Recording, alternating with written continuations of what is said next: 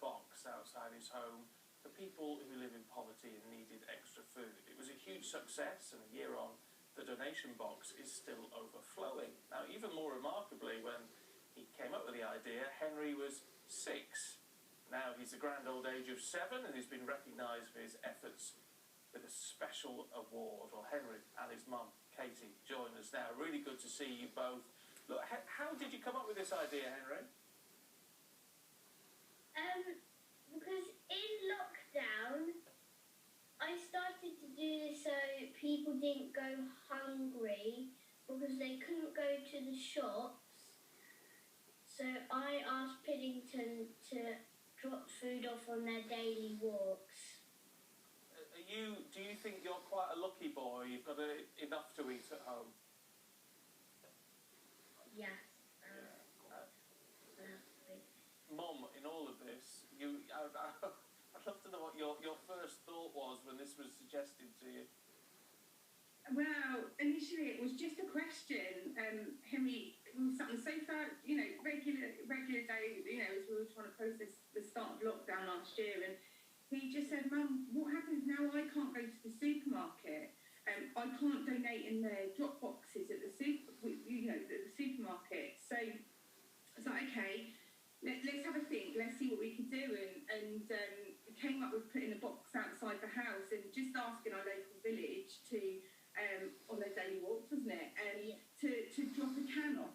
And we said that we could help that way. And the overwhelming support from the village has been incredible. Within like the first 24 hours, the box was overflowing, and it still does to this day. So it's pretty incredible, really.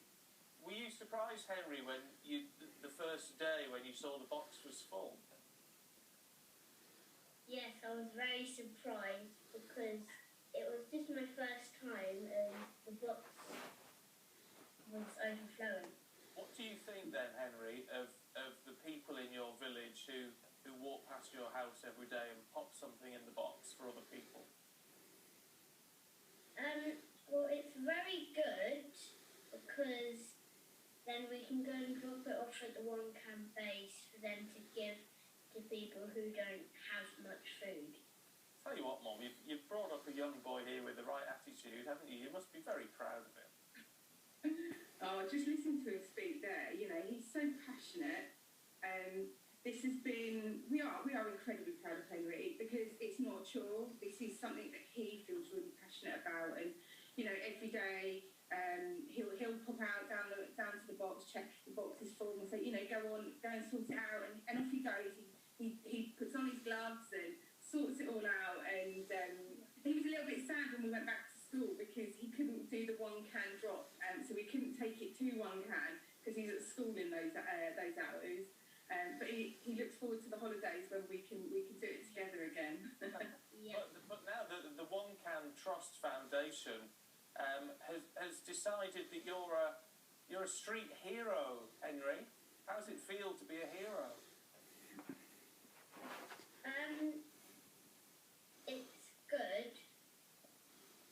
Not a good hero, aren't you? Not all heroes have capes though today. You're a very modest hero. You're a very modest hero.